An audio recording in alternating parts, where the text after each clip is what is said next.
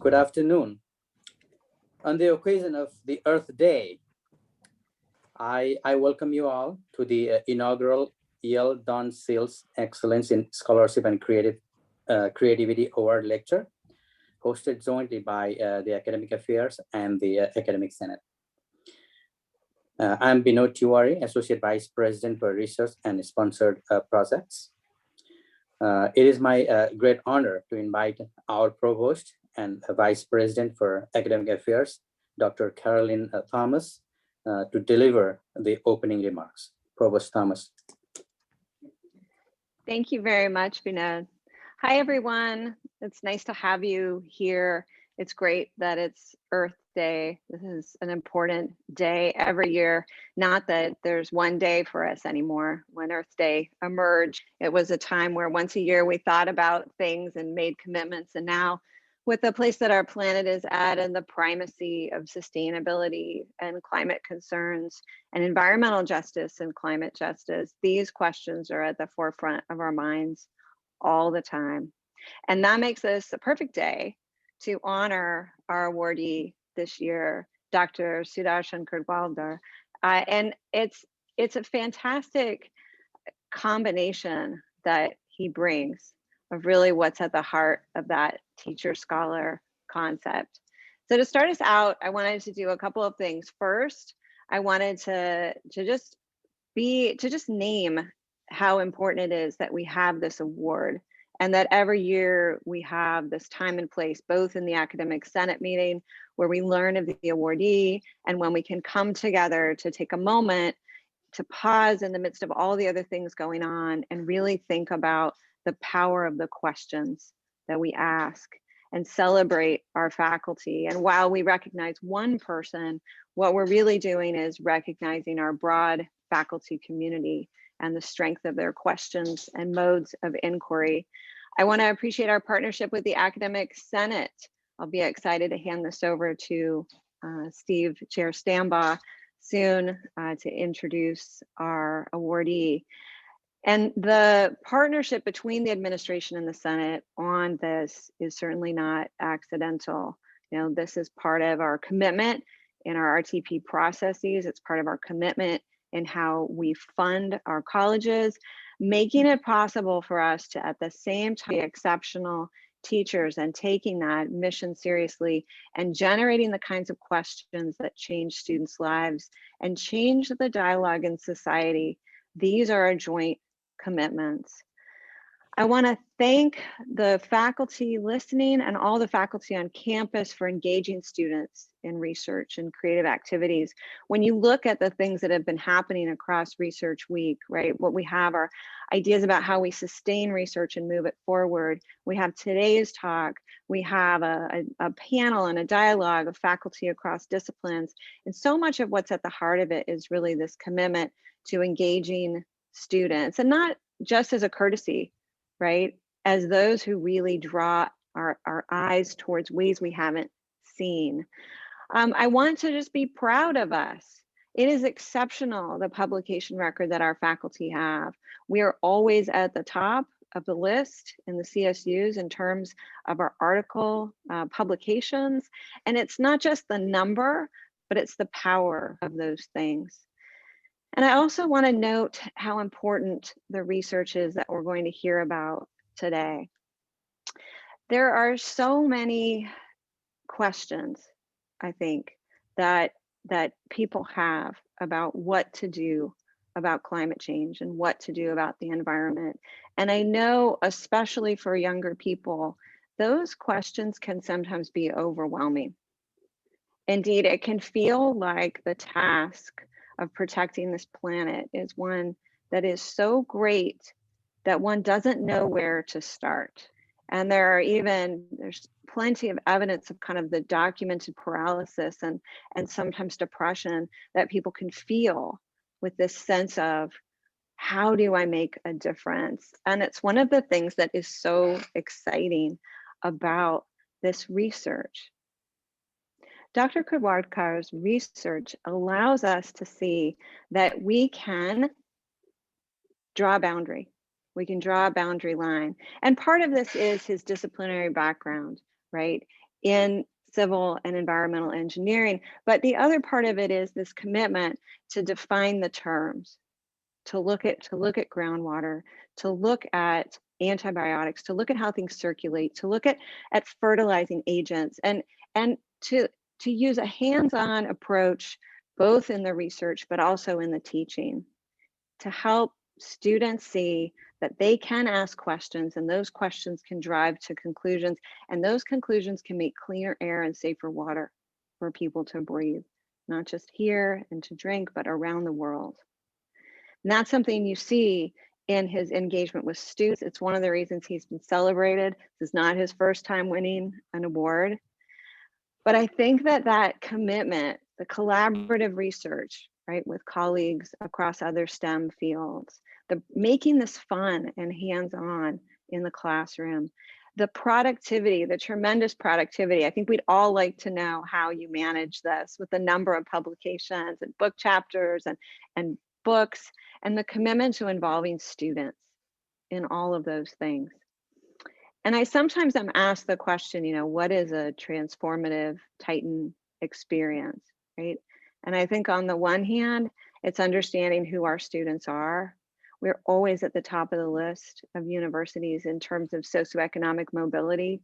We're one of the very top universities in the country at producing underrepresented students' bachelor's degrees. It's who we are, it's who our students are, but it's also this commitment to tackling the tough questions and doing it in a way that breaks something down, makes it seem possible to engage it, and gives us a sense that we can change the arc of human history. And whether you're fortunate enough to read the articles or to be in the classrooms, it is the primary engagement of our award winner today, to make that information come to life so that we can see a better path forward for us all. So congratulations, and I'm going to sit back and enjoy this talk. And now over to Chair Sandbach, or just Steve, we could call him now. Steve is great. That's perfect. Thank you. Thank you. And I'd love to do this in person, of course, because I love the in-person, but I'm enjoying all the things that we get to see and we get to do and we get to listen to, and I'm looking forward to this. So on behalf of the Senate, I want to congratulate you again on the award. And for me, this is one of the things we get to celebrate. So, we're all here for student success, and we know that student success and faculty success and staff success all go hand in hand. And we want to recognize and celebrate the success that you've had for research. So let me do a brief introduction, and then we'll turn it over and into some of the more interesting stuff. So I'm looking forward to this. As a political scientist, I'm looking forward to hearing something outside my field. Dr. Khawatkar is a professor in the Civil and Environmental Engineering Department at California State University, Fullerton. He received MS in Civil Engineering from the Indian Institute of Technology in New Delhi. The John and Susan Mathis Graduate Fellowship in Environmental Engineering enabled him to earn a doctoral degree from the Missouri University of Science and Technology. He's a licensed professional engineer and a board certified environmental engineer. During his academic career, which is incredible, he's received numerous awards, scholarships, and fellowships. He won the Teaching Excellence Award, 2018 Excellence in Scholarly and Creative Activity Award, 2020 Eldon Shields Award, as we know, for excellence in scholarly and creative activities. He was awarded numerous summer faculty fellowships, including fellowships at the Los Alamos National Laboratory, Pacific Northwest National Laboratory, and the Air Force Institute of Technology. Wright-Patterson Air Force Base. He received the National Academies of Sciences, Engineering, and Medicine Fellowship, and is currently on sabbatical working at the U.S. Environmental Protection Agency.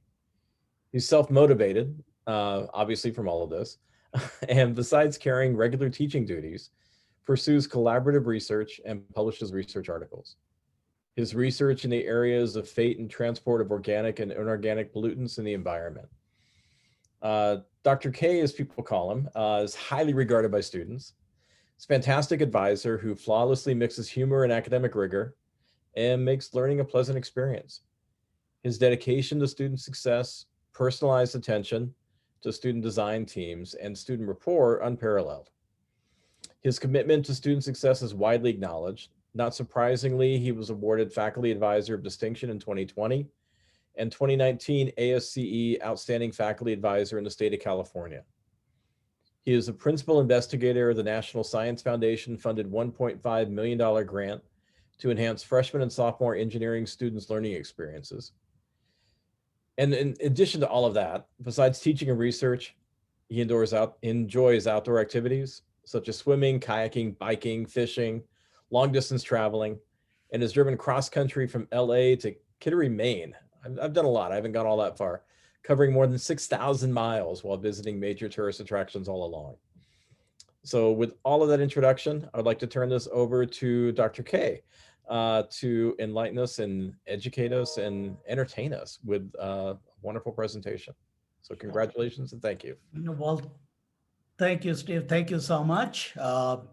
Let me share the screen with you so that I can get it started. All right, can you see my screen clearly?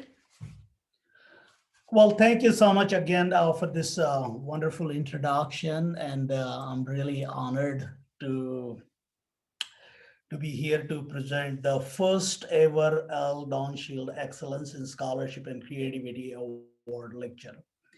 So my presentation is on environmental occurrence of contaminants of emerging concern. And here I will be deliberating on the human health and ecological consequences. So first and foremost, let me acknowledge the Office of Research and Sponsored Project and the CSUF Academic Senate for hosting this first ever L. Donald Shield Award. I think this is a good tradition so that the awardee can share their research work, highlight their research work and potentially explore cross-collaborative interdisciplinary research activities, So I think this goes a long way, but I applaud the Office of Research and Sponsored Project and CSU Academic Senate for taking this initiative. Thank you. Well, today is Earth Day, so let me share this poignant thought expressed by the Cree Indian tribe that is mostly located in Montana and parts of Canada. And you can see how these words are relevant in today's world, So it reads like, only when the last tree has died and the last river been poisoned and the last fish been caught, will we realize we cannot eat money. These are very relevant and a very relevant word as we are going through the pandemic, and we are realizing this, how far we have come and how far the environmental degradation has occurred in last a decade or so, So this is my take on the Earth Day. This is my personal sharing for the Earth Day event, okay. Well, my research focus is very general and very broad. I mostly work in the areas of water, wastewater. Basically, I look into the distribution, occurrence, freight, and transport of organic contaminants. I look into the removal mechanisms. I'm also interested, I started doing some research in air pollution area, especially during the pandemic. Just a chance occurrence. I just decided probably because of the lockdown, there might be a reduced amount of air pollutants being released. That curiosity has led to my lot of involvement in looking into the polycyclic aromatic hydrocarbons, black carbons, particulate matter. And I was able to publish one of the paper during this COVID-19 pandemic. I also look into the soil and groundwater pollution, basically the freight and transport, subsurface mobility, and how the gases or the organic or inorganic pollutants moves through different environmental contaminants. I'm going to talk about that one in much more detail afterward. So in summary, I cover basically the hydrosphere, the atmosphere, the lithosphere. So I cover the whole gamut of anything that has to do with the environment.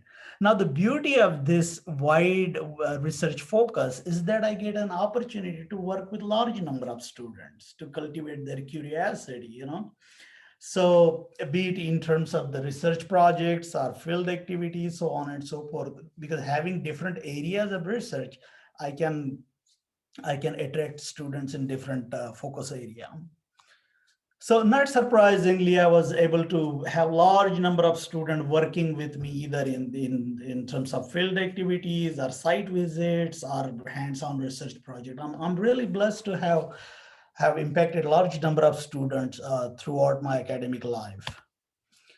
So give and take, approximately my research has impacted the lives of really more than 100 students in different capacities, as a graduate student working on theses or dissertations, undergraduate student doing spatial studies or doing pure undergraduate research, summer research, field sampling activities, or they have been co-authors, authors on my papers or manuscript, or even they are participants in Assura summer research project. Some of the students coming from Project Raise research. So I was able to interact and work with large number of students. So getting back to the focus of this lecture, I'm going to talk about two of the pressing issues. Some of the really serious environmental concern is born out of by the pollution of pharmaceuticals and insecticides in soil and water, wastewater. So in terms of pharmaceuticals, I'm particularly looking into antibiotics, hormones, analgesics, anti-diabetic drugs. And in terms of insecticide, I think some of you must have heard about the neonicotinoids or the colony collapse disorder. So I'm going to talk about that. Now you may ask me, well, why this is important? Why we should be talking about pharmaceuticals? Well, guess what? These compounds are frequently being detected in the environment. And because these are bioactive compounds, there is a growth of what we call the antibiotic resistant microorganism. And the proliferation of these organisms might wipe out our own defense mechanisms. Similarly, the presence or the adverse risk to non-target species posed by the neonicotinoid insecticides leading to the colony collapse disorder can potentially wipe out our food resources. So potentially we are looking at our own annihilation. I do not want to sound kind of an alarmist, but this is where we are heading to. Well, so first thing first, when I use the term contaminants of emerging concern, it doesn't mean that it is just being detected now or being found today or yesterday. No. These compounds were present in the environment, but they were not being monitored or looked after. And there are a couple of reasons for that. Most of you probably are familiar with PCB, DDT, so on and so forth, right? But those are the classical contaminants. Now, these are the contaminants of emerging concern because we recently realized the enormous ecological impact due to their presence in the environment, and they're detected at such a small concentration. So a couple of reasons is, first thing, we recently realized how harmful, how dangerous these substances are, first thing. Second thing, our ability to detect these compounds at nanogram per liter, at a very small concentration. I mean, even the phrase like finding needle in the haystack will be cliche. When we are looking at the level, the concentration level at which we have the ability to detect these compounds. So because of this enhanced analytical capabilities, we are able to detect. And that's where this term comes into picture, contaminant of emerging concern. So there are several of those ones. Those includes antibiotics, antimicrobials, detergents, solvents, and other stuff. All right, so since antibiotics are antimicrobials are the larger class again, and of which antibiotics is part of.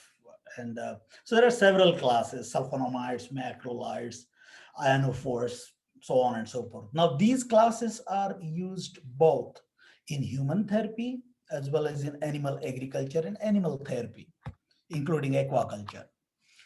So in human therapy, we use mostly for therapeutic usages, like the person is sick and you administer the pharmaceuticals. Similarly, in animal therapy also, but in animal therapy, there are a couple of other uses like prophylactic, like preventive measures, and then there is obviously therapeutic. However, there is one major difference that large percentage, nearly 73% of pharmaceuticals are used at subtherapeutic level. I think if you visit Walmart or any grocery store, and you can pick up a meat box and it will say non-GMO, no antibiotics paid, blah, blah, blah. This is that subtherapeutic usages. I think it was something back in the 1950s when they accidentally discovered that a small amount of tetracyclines promotes chicken growth. And that was the beginning of using pharmaceuticals as a growth promoter. Well, here is the percent breakdown between pharmaceuticals used in human and animal agriculture. Now you can see that large number of antibiotics, we use penicillin, whereas in animal agriculture, just as I mentioned earlier, they use tetracyclines. There are macrolides, sulfur drugs, and so on and so forth. So there is some commonalities. And according to the Food and Drug Administration, nearly 62% of antibiotics given to animals are medically important to human health. Now, this overlap between the pharmaceuticals used in human and animal agriculture is basically the alarming factor. Now, once the antibiotics are administered, it goes through our body system, essentially the gastrointestinal tract, and then basically goes to the kidney and excreted back into the urine or through the liver for further processing. So give and take, nearly 40 to 70%, it gets back into the environment in the form of wastewater, right? Similarly, pharmaceuticals used in animal agriculture also, within 1 to 2 days of retention, 90% gets excreted back into the environment. Think about it. There are 238,000 facilities in the United States producing 500 million tons of manure containing low levels of pharmaceuticals. Now, before I talk about the ecological impact, let me play this video. This is published on March 21st, March 25th, 2021, but it's very nicely done. It takes just 1 minute. Please follow this one. You wake up Listen one to day this really one. sick. You go to the doctor, get an antibiotic, days go by, but you're not getting better. It's scary, but it could be the new normal. Welcome to the age of superbugs. A superbug is any type of microorganism resistant to drugs, but it's often a bacteria. In the 1940s, antibiotics were introduced to kill the bacteria making us sick. But in recent decades, some bacteria and humans developed resistance to some of those antibiotics. Here's what's going on. When you take the same antibiotic too many times or for too long a period of time, bacteria get stronger and may evolve to resist antibiotics. Those genetically mutated bacteria can multiply and spread, not just in you, but to other people too. And bam, you've created the dreaded superbug. Resistance may also develop when you take antibiotics when they're not needed, like to treat viruses like the flu or common cold. Each year, 2.8 million antibiotic-resistant infections occur in the US, and more than 35,000 people die as a result. Superbugs have made common infections difficult or impossible to treat, and they could soon make some routine operations too risky to perform. Scientists are actively trying to fight against superbugs, but until they do, this may be the future we face.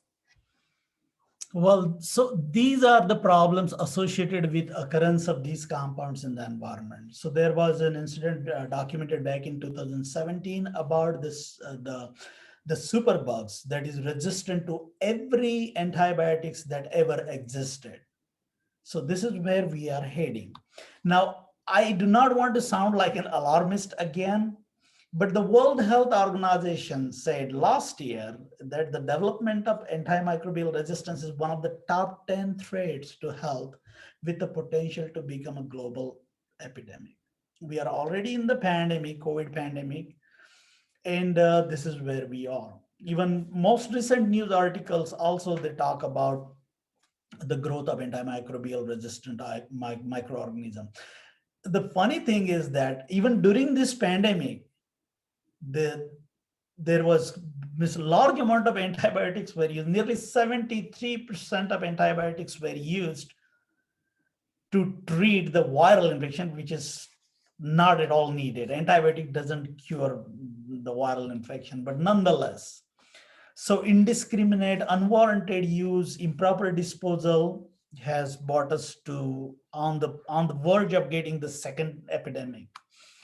So obviously that was all amidst that backdrop. What we decided is to basically study, are there really pharmaceuticals present in our wastewater? So we located 2 large-scale wastewater treatment plants in Orange County, and we monitored the wastewater for the presence of variety of pharmaceuticals for over a year.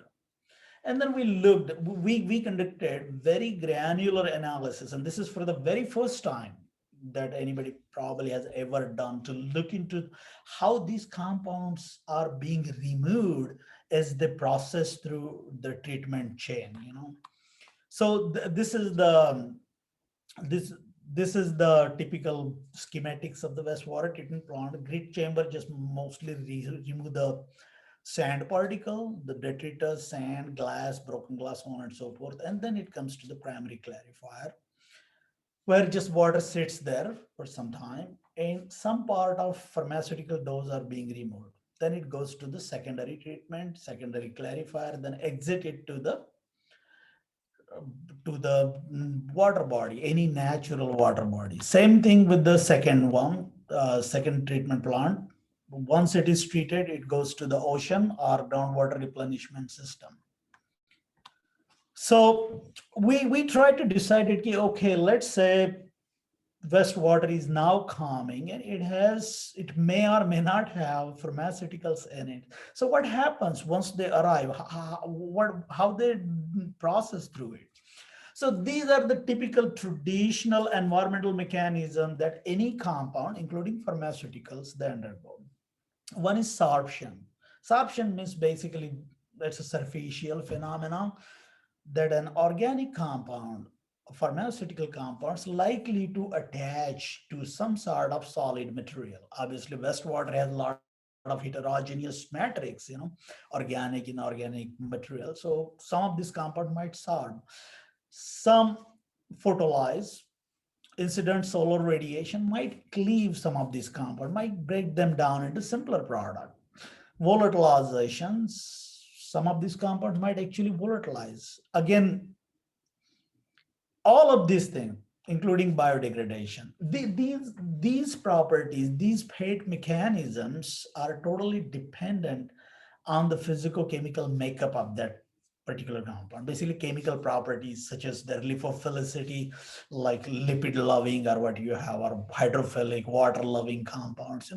Water loving compounds typically tend to remain in the water and they rarely get removed.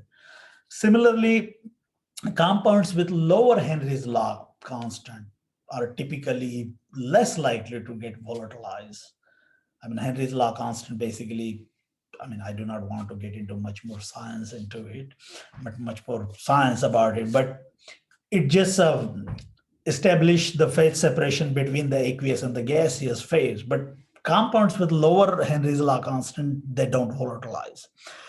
So here is a good schematic that everyone can understand. Let's say there are these compounds, carbamazepine, anti-epileptic drug, then you have hormone, 17-beta-estradiol, and glycolide. So look at this. Once they're passing through the primary treatment, depending on their solubility on this side, so this is the decreasing solubility. So this is kind of an artist rendition. This may or may not happen. So some of this compound with higher solubility, they all get removed. 100, they pass through, they don't get removed at all. They simply pass through. However, as their solubility continue to decrease, in primary treatment, where there are some organic solids, it gets removed. So some part, but very little. Please understand that wastewater treatment plants are not designed to remove pharmaceuticals. They are designed to reduce the organic load, the organic compound, essentially the carbon-based compound. So they don't remove large chunk of the pharmaceuticals. This is another one. Similarly, again, hold on, okay. So in the secondary treatment, which is essentially the biological treatment, similar things happen. Very little gets removed, very little amount gets biodegraded. The secondary treatment, unlike the primary treatment, has biomass in it. Okay, so some amount gets removed in the secondary treatment. Okay, but not all. Obviously, they are not designed to begin with. Again, now you may say, well, why it is so difficult to get them removed? Because the wastewater composition does not remain same as the pH fluctuates. Okay, if the pH it changes, so does the compound. So in the beginning, it may be in cationic form. At elevated pH, it may go into the neutral and then anionic form. So these different species of pharmaceuticals react or act differently, and so they don't get removed. So then how we measure this one? So it's like shooting a flying target essentially. So we collected samples all across throughout the chain. So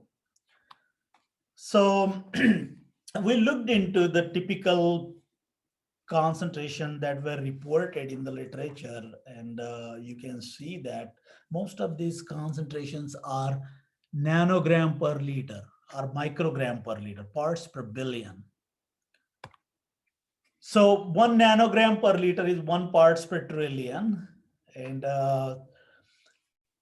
if I want to give you how to visualize 1 nanogram per liter, you can put a drop of water in 20 Olympic size pool.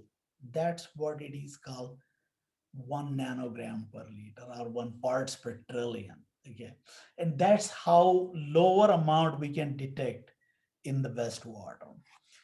Not that we just pick the wastewater sample and just run it and lo and behold, here is the nanogram per liter concentration. No, we first condense it, concentrate it using solid phase extraction protocol, a scientific method. And once we condense it to this relatively higher concentration, then we back dilute it. And that's how we can detect this compound. So this is all about the machine that was used, high performance liquid chromatography machine, and for detection of these compounds. So, and then we set up the method detection limit. Method is how low concentration we can detect. So you can see that some of these drugs like sulfamethoxazole, we can detect at 0.9 nanogram per liter. It's not even 1 nanogram per liter, but below that. Testosterone, 0.8 nanogram per liter. So little amount we can detect. These are my old students who actually conducted the studies, Van Fonseri, Martha Dudek, and I think that's Paulo. This is the extraction protocol they followed. This is the high-end LCMS, liquid chromatography, mass spectroscopy that we use for our experiments. Similar type of experiment we recently got funded by the NSF, which is housed in the chemistry department. So what did we find? All right, so we detected all compounds. Some of them were not detected. Some of them were detected very low concentration, less than 100 nanogram per liter. And some are between 150 to 780, and some are even 100,000 nanogram per liter. Okay. So metformin is an anti-diabetic drug, and we were able to detect at 174,000 1,000 nanogram per liter. That's such a huge amount. Some of the troublesome compound, we ran into trouble with hormones because of their, sometimes they get detected, sometimes they do not get detected. Eventually, we were able to group them into separate categories like hormones, analgesics, and antibiotics, and then we determine their mean maximum concentrations. Here are some of the results and how the season probably would have affected their concentration. So on the left hand side, you can see the concentration of some of these compounds in plant 1 and concentrations in plant 2. They look similar, but not the same. So you can see that between April and October, the use of acetaminophen, the pain reliever, diclofenac kind of continue to show some pattern, but not necessarily consistently increasing. However, some other drugs show some increasing pattern as we move from summer to fall. These are some of the antibiotics. Between April and October, you can see that erythromycin, macrolide antibiotics, as we head into winter season, the means people are probably increasingly using these antibiotics, are getting sick as we approach winter. And so some of these compounds show some seasonality that their occurrence in this wastewater treatment plant is being detected. Metformin, the one that I was talking about, this is anti-diabetic drug. Some of the things like caffeine or oxybenzone, you can see that as we move towards winter, people tend to drink more coffee, I guess. So you can see large amount of caffeine. And oxybenzone is also shown some seasonality, like April to August. Oxybenzone is basically a sunscreen lotion people use. And so you can see their large amount especially during the summer. Now, granted, we see that these compounds are present in the environment, present in the wastewater. The obvious question is, do they get removed? So we looked into it and how much probably these compounds will get removed in the first treatment stage, that is primary treatment stage. It's less than 60% they typically gets removed. Some of them they do not get removed at all. So some of them, I mean, not necessarily removed because of the primary treatment, they may have even short half-life. So they may not even, like penicillin, they have very short half-life, so they may not be there to begin with. How does our results compare with the other published studies? So we get fairly comparable results with that are already published in the literature. So you can see that less than 20% diclofenac, we have not seen any removal. Some of the hormones, like 20%, we have less than 20%, so we show 13%. For Fluexta and Prozac, the antidepressant, we're able to, our treatment plants in Orange County were able to remove 43% in primary treatment. For some, like sulfur drugs, less than 20%, we haven't seen any removal. So we are comparing how our studies compare with the result. Now, as the wastewater moves from primary to secondary treatment, you can clearly see the removal rate is being increased. So hypothetically speaking, we can see that secondary treatments are far more effective as opposed to the primary treatment. Now, I would not like to jump onto the fore and says like biodegradation could be a potential mechanism for removal of these compounds, which may not be entirely true, because the large number of biomass present in secondary treatment could be responsible for removing these compounds through other mechanisms other than biodegradation. And this is a comparison between our results and similar studies conducted by other authors, especially in the secondary treatment. So we have some comparable results here. for some of these compounds. All right, so here what we did, we clubbed these compounds into the groups like hormones, analgesic, antibiotics, macrolides, and then we decided, yeah, okay, let's analyze them as a group. And this is what it looks like. This is the entire story, like how these compounds changes during the season, like fall, spring, and across different treatment. Again, I mean, I can spend the whole day talking about it, but I do not want to take much time on this one. Okay. All right. We also looked into the removal of these compounds using laboratory protocols. So we looked into the photodegradation as a potential mechanism. We purchased the photochemical reactor, and we conducted some preliminary studies. And initial results shows that indeed photodegradation at lab scale might work for some of the sulfur drugs, but may not necessarily for all other drugs. We also presented, some of my students, they presented these results into poster presentations and what you have. In summary, we can see that primary treatment is not at all effective, just less than 20% removal for most compounds. And secondary treatment, basically the biological treatment, is largely responsible. Obviously, pH plays very important role in changing their hydrophilicity, like ionizing behavior affects their removal.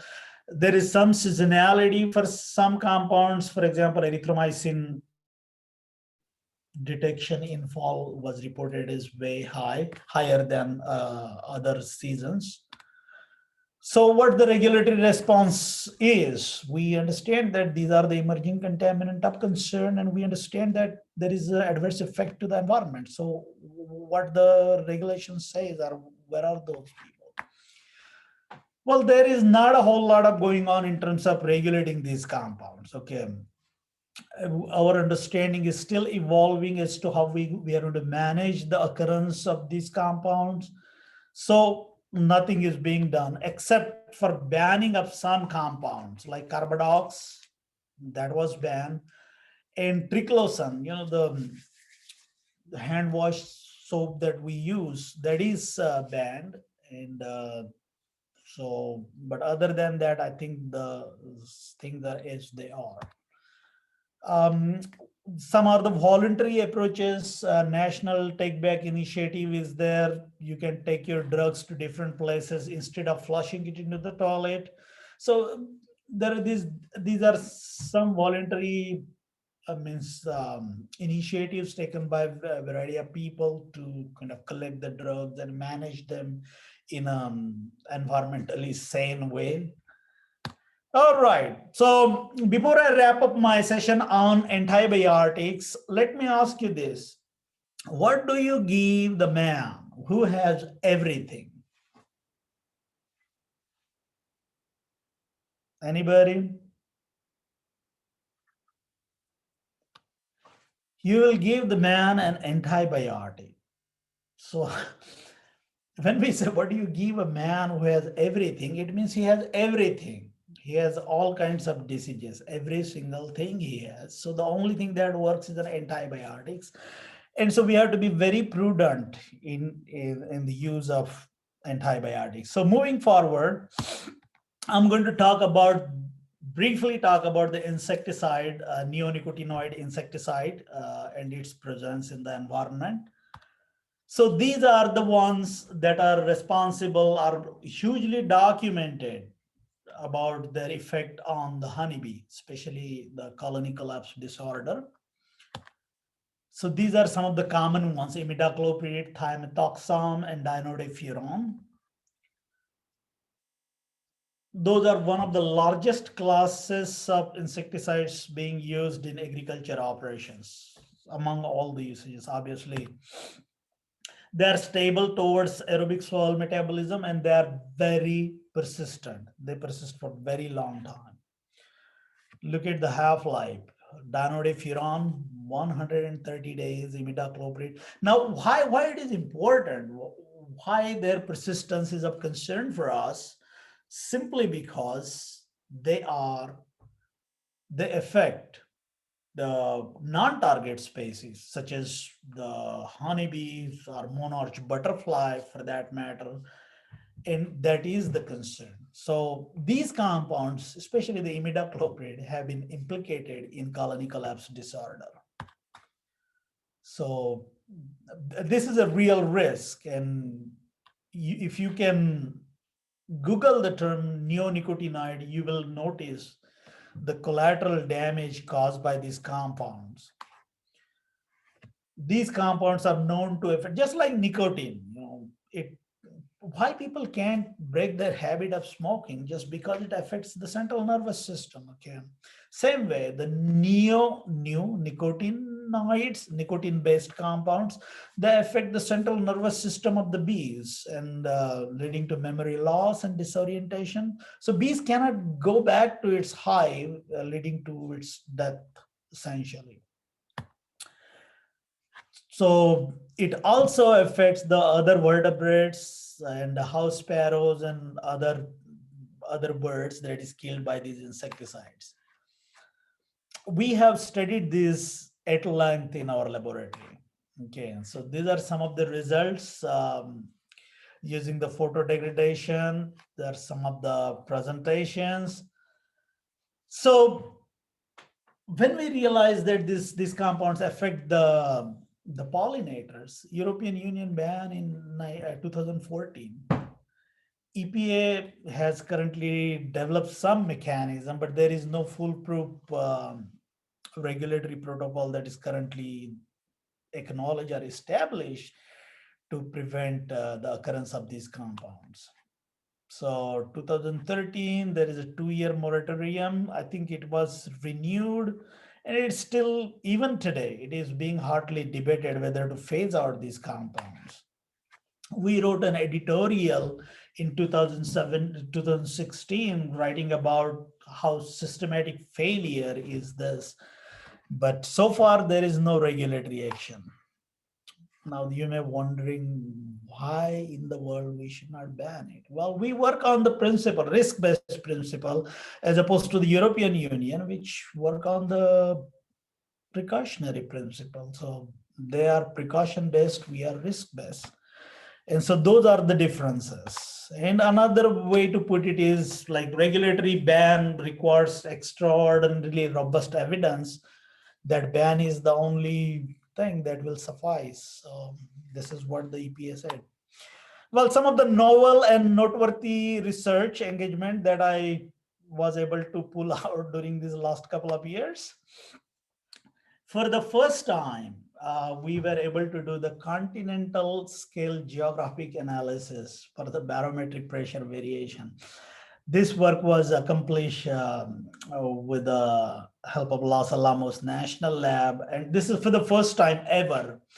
We have conducted the continental scale analysis by monitoring the barometric pressure across nearly 1,500 sites. I think 1,250 sites for barometric data, including latitude, longitudes, and what you have. And we looked into how this variation in barometric pressure affects the subsurface transport of gases. Now, what is the implication of this?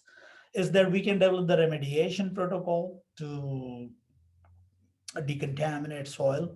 We can even detect the nuclear explosion. If somebody conducts a nuclear test, means clandestine nuclear test, we should be able to detect this using this particular approach, because the variation in barometric pressure will pump the gases in and out, and we can monitor the xenon, radon, and all those noble gases in and around the site to detect if indeed the nuclear explosion has occurred. Well, this is another study we just published. It is coming in the May issue. During this COVID-19, we monitored the emission of black carbon and polycyclic aromatic hydrocarbons in air. And it's just a chance study. I thought because of the lockdown, there is definitely a possibility that air pollution has gone down. And we were able to focus on a couple of particulate matters, basically particulate matter of size 0.2, 0.5 micron, and those are respirable particles. And so this is coming in the uh, Air Quality and Atmosphere Health Journal in May issue. This is my ongoing work. I'm currently working at the Robert Esker Environmental Research Center, US EPA. Then I'm looking into the mobilization and remobilization of chromium, basically the Erin Brockovich contaminant. I'm looking into oxic and oxic condition, pH dependent behavior, so on and so forth. And that's pretty much I have. These are my students. I miss them obviously because of the pandemic, but well, I will take your questions now. So please feel free to ask any questions you may have. Thank you, Dr. Kurwatkar. So please type your questions in Q&A block. I'll read the questions for Dr. Kurwatkar.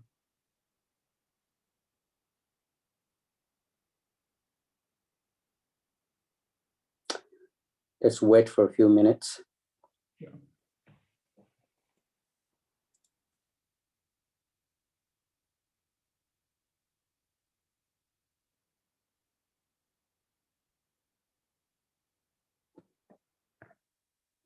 Yeah, there is a question, Dr. Kurwatkar. Luc Montagnier, G, the Nobel Prize in 2008, has advocated for homeopathy. Is it successful in US? Well, homeopathy and allopathy is based on the different concepts of treatment, you know. Not all drugs that are available in homeopathy may be available in allopathy, you know, and vice versa. So we cannot promote, for that matter, that homeopathy will be the panacea of all ills that affects the human being, you know. And so it may be it may curb the occurrence of pharmaceuticals, but it is impossible. The level, the magnitude, the sheer magnitude of use that we currently use in the United States is just unimaginable. You cannot simply replace one way of treatment protocol, you know. But that's a good suggestion. I mean, good idea to prevent the antibiotic resistant microorganisms. We have one more question. Do you think Orange County wastewater facility will welcome your results, or they will be defensive to say that that our water is clean?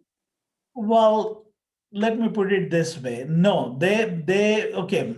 This project was funded as a special project, and we were able to publish partial results of this study.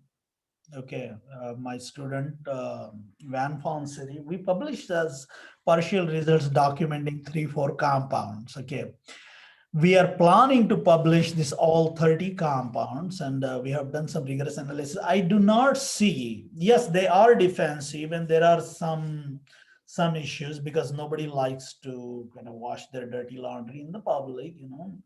But nonetheless, these are public utilities. Okay, you have to understand that through freedom of information, you can request all of this data. As a resident of Orange County, you can certainly request any information you need, and they are obliged to share it with you. But yes, there is some resistance, and yes, I can very well see that. I had an experience documenting the Munnans in antibiotics when I was in Texas. Presence of Munnans in antibiotic, the ionophore that is used in dairy industry. But then Texas, the place where I was the dairy capital of Texas, and so everybody was up in arms. So we have to kind of sharpen down our results, like So that there are always those issues because it affects the bottom line of many people, especially means antibiotics used in animal agriculture are billions of dollars invested, so nothing can be done. Same thing here with the wastewater treatment plant as well. Nobody wants to see that, oh Jesus, so this is what you are discharging into our water bodies, So that's a very valid question. One more question. In what ways do you hope your research will be used in local, state, and federal policymaking? Should Big Pharma be responsible for the environmental impacts of its products? Well, one thing, this type of studies, very granular analysis, very sequential analysis has done is to recognize the need for intervention. For example, if we see that there are certain compounds being removed in the primary treatment, we can modify the primary treatment itself in certain way to have maximum removal of those compounds, okay? So as opposed to retrofitting the entire wastewater treatment plant, you can intervene individually at each treatment unit and then see the maximum removal, one thing. So this is the take home message from this study. Second thing is that we can now quantify the net amount of load, the net amount that is entering the nation's water bodies. Third thing, since these compounds are being released, what about those that are removed? Are they in the biosolids? So that need to be studied, where they went exactly, they are relatively recalcitrant, okay, they are not readily biodegradable, they are relatively persistent. So how long they persist in biosolids, because obviously that need to be managed. And interestingly, some of these biosolids are being used for agriculture as a fertilizer, as a form of fertilizer. So again, so it's just a phase transfer then, if they are in biosolids, So all of these issues need to be closely looked at.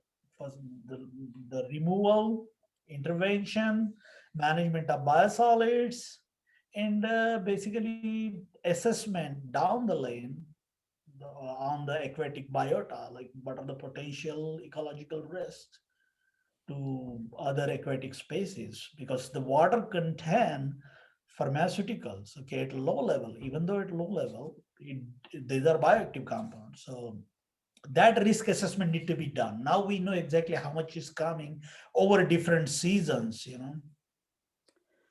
Thank you. One last question, you may want to give very brief answer to this, is MRSA the worst can happen? MRSA, I heard about it, but I'm not sure. I think it is beyond my ability to answer on that specifically. I heard about the Calibesa. How do you say that? Calibesa. I think there is the superbug that was there, but no, I do not know, honestly. Thank you, Dr. Kurwadkar. Let's give a big round of applause to Dr. Kurwadkar for his excellent presentation. With this, the Yale Don Shields Excellence in Scholarship and Creative Award lecture concludes, and hope to see you next year with a new the second in series, the lecture on the Don Shield Excellence in Scholarship and Creative Activity Award during our research week next year. And I really thank the Provost Office and Academic Center, especially Senate Chair Stephen Stambaugh, for your support, partnership on this very important lecture. So I wish you a great rest of the day and rest of the week. Thank you for your attendance. Thank you, sir. Thank you all.